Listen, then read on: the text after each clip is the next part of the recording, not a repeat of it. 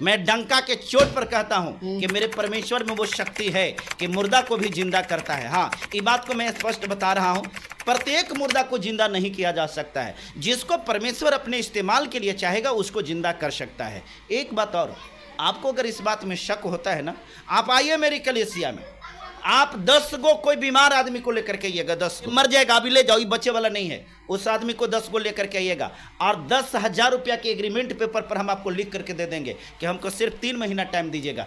3 महीना के अंदर में अगर व्यक्ति अगर जिंदा नहीं हुआ, अगर नहीं चला ना, रोड पर नहीं चला दिया ना, तो आपके यहाँ गुलामी करेंगे। ये मेरी पावर नहीं है, ये हमारे परमेश्वर की।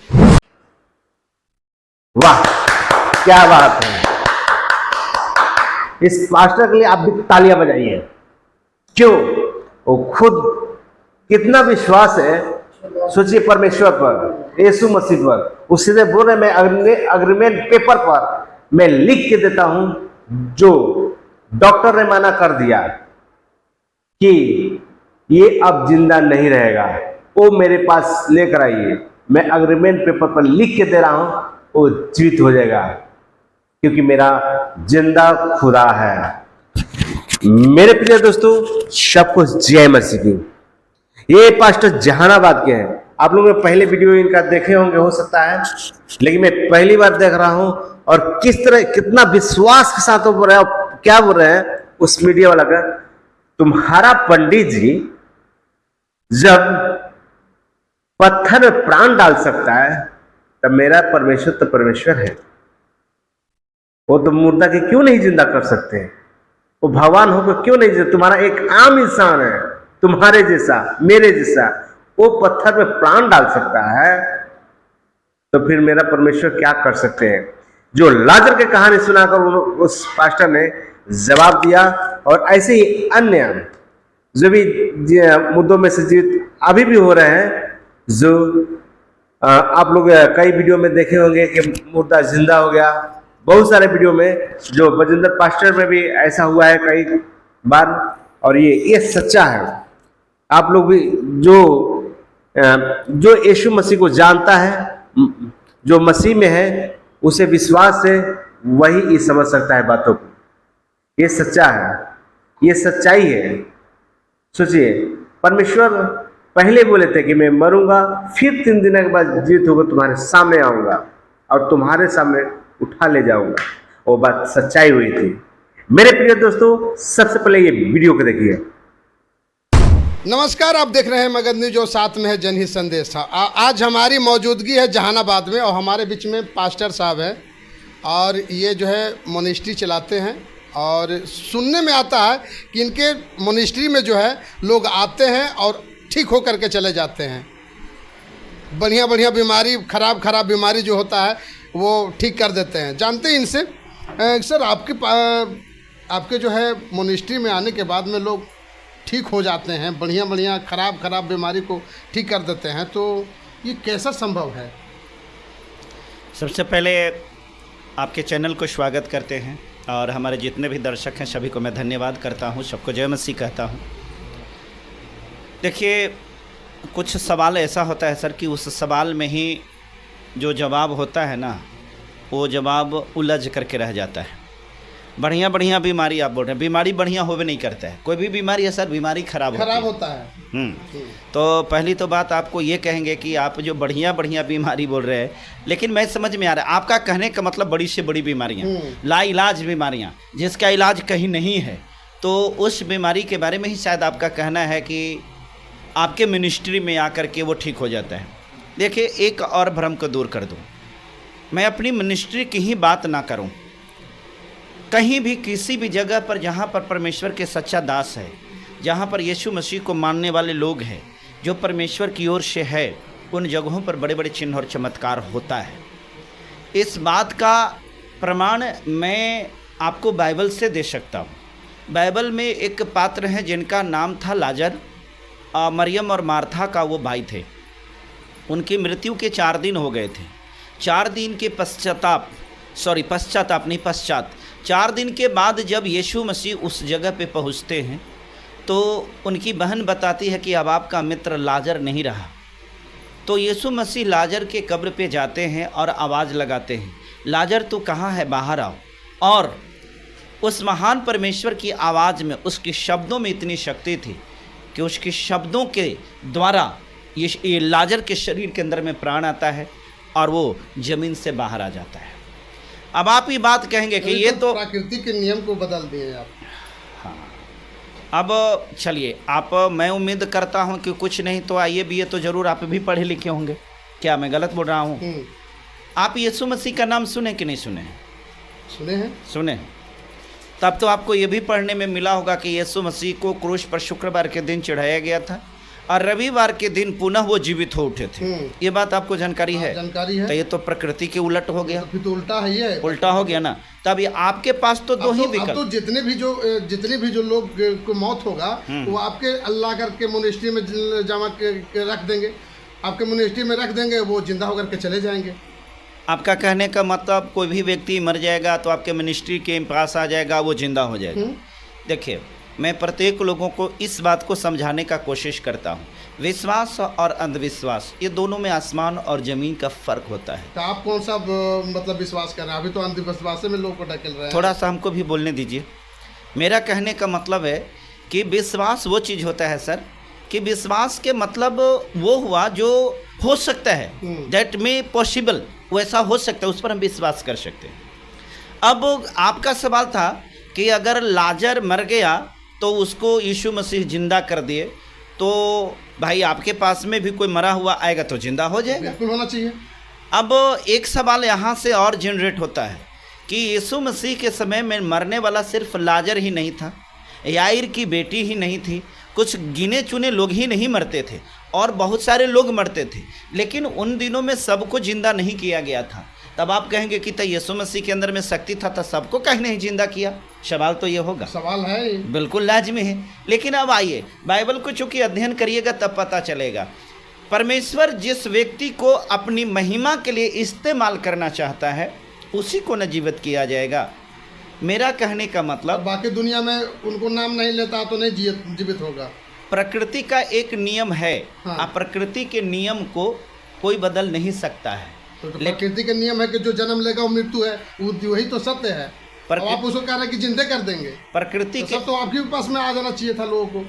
प्रकृति के नियम है, सूर्य पूरब में उगता है और पश्चिम में डूबता है, मानते हैं?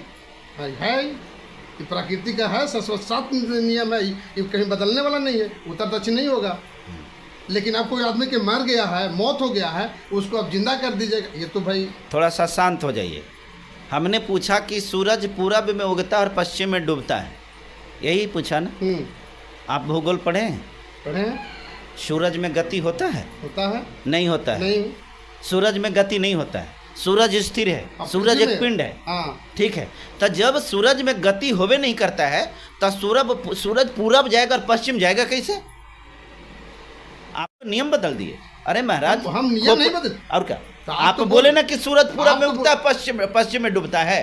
सूरज ना तो उगता है और ना तो डूबता है। सूरज में जो इस प्रकार की उगाने और डुबाने की जो क्रिया है ये धरती के द्वारा कराया जाता है। मेरी बात समझ में? अर्थात एकरा में कोई का रोल है।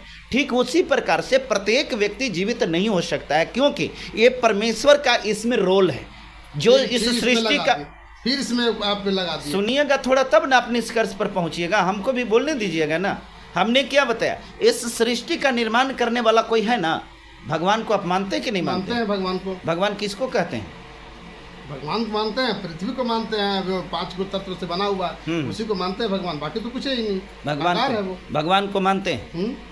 तो एक बात बताइए, जिस समय न सूरज था, न धरती थी, न चांद था, न आसमान था, तो इस पृथ्वी पर मनुष्य आ कैसे गया? प्राकृतिक है, देन है, वो होता है। प्राकृतिक मैंने वही भगवान के नाम कह रहे हैं। तो हम कुछ कह रहे हैं, अभी तो वही बात कह रहे हैं कि प्रकृति का देन है, अर्थात ईश्वर का देन है, भगवान का देन है। तो लोग मरेगा तो जी भी जाएगा, ऐसा होता है। तब फिर एक दुनिया में जितना भी आदमी मरा हुआ सब जी जाता है। अच्छा, पूरा जिंदा करवा दीजिए यीशु मसीह के क्या करके।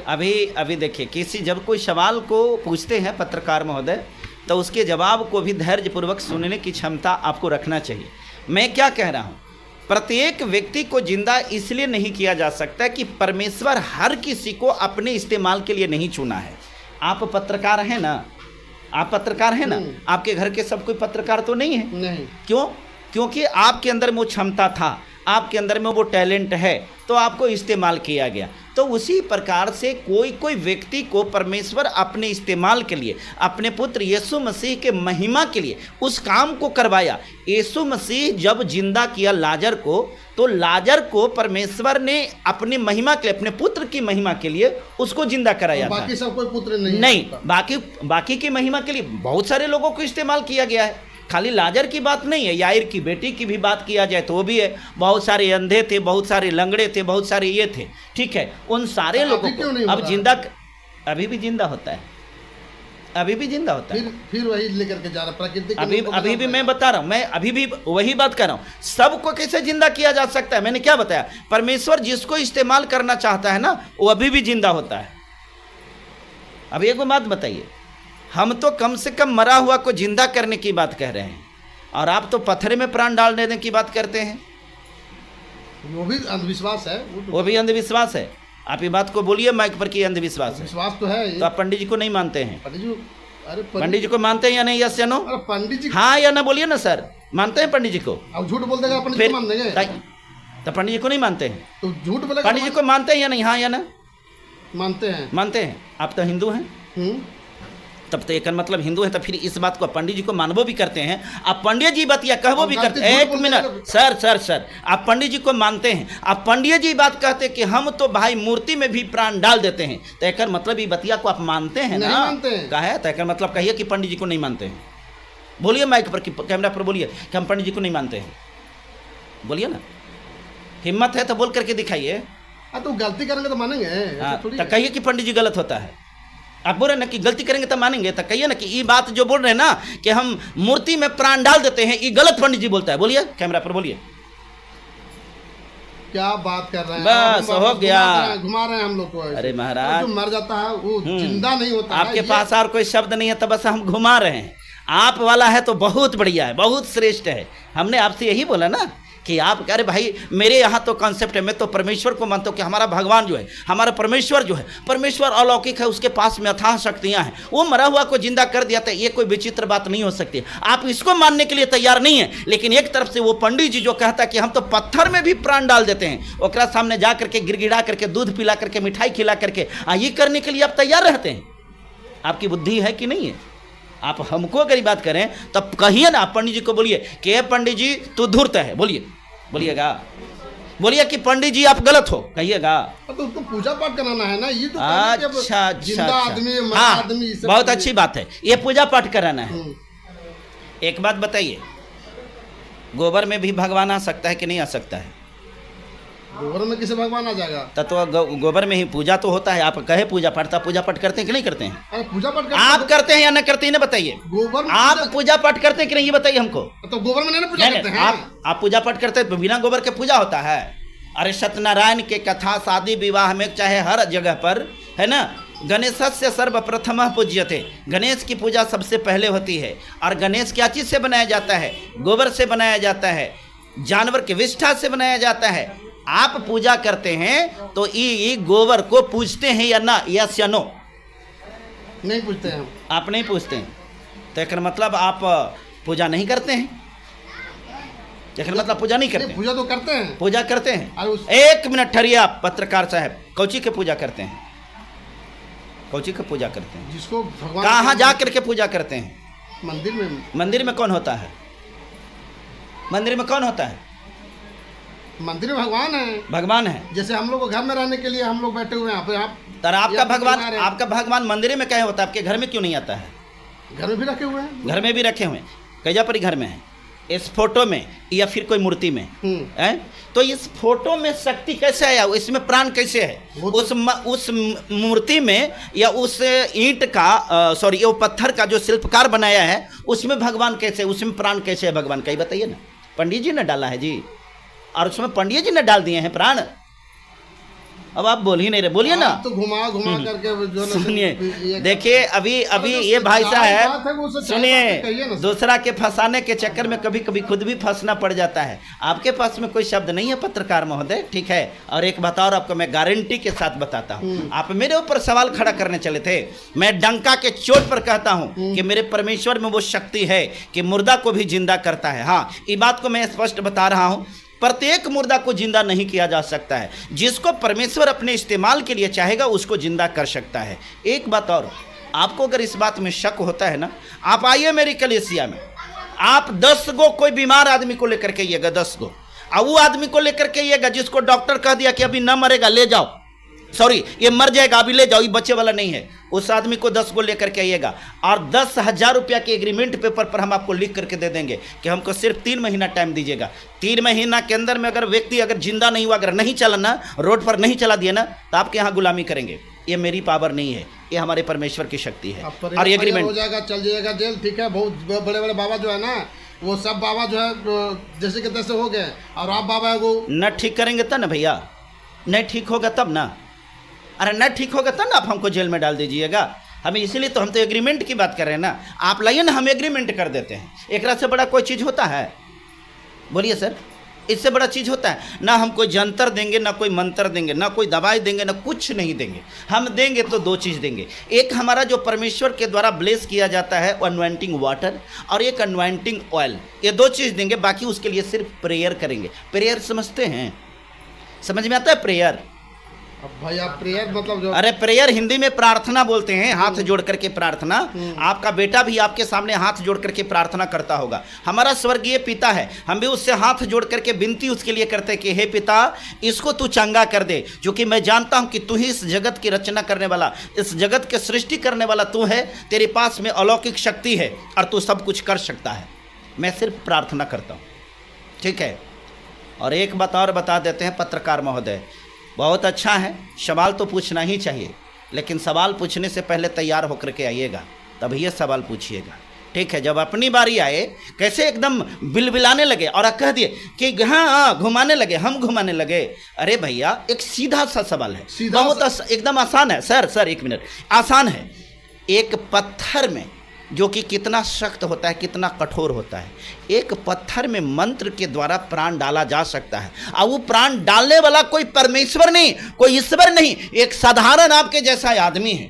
एक आदमी अगर पत्थर में प्राण डाल सकता है, तो हमारा परमेश्वर मरा हुआ को जिंदा क्यों नहीं कर सकता? बताइए। वो तो बस वो हो गया कि चिट भी हमारी, पट भी हमारी। तो आप कहिए उस बात को हम मान लें तो आपको बहुत खुशी। मैंने तो आपको अभी बोला ना सर कि आप एग्रीमेंट पेपर ले आइए और मैं एग्रीमेंट कर दूंगा कि अगर 10 गो व्यक्ति आएगा और 10 में से मैं 8 की गारंटी लेता हूं कि 8 व्यक्ति अगर स्वस्थ होकर के नहीं जाएगा ना, तो हम आपके यहाँ जीवन भर गुलामी करेंगे। ये हमारा वादा है आपसे। ये मैं नहीं कर सकता, मेरे अंदर में कोई पावर नहीं है, मैं कुछ नहीं हूँ, मैं आपके जैसा व्यक्ति हूँ, परंतु ये करने वाला हमारा परमेश्वर है जो करता है। और यही सब बोल को लोग को भरमा करके लोग आपके पास में आ रहे हैं, और उसके बाद नहीं, ये गलत बात है। आपको भड़काने से लोग भड़कने वाले नहीं है, लोग सच्चाई को जान चुके हैं।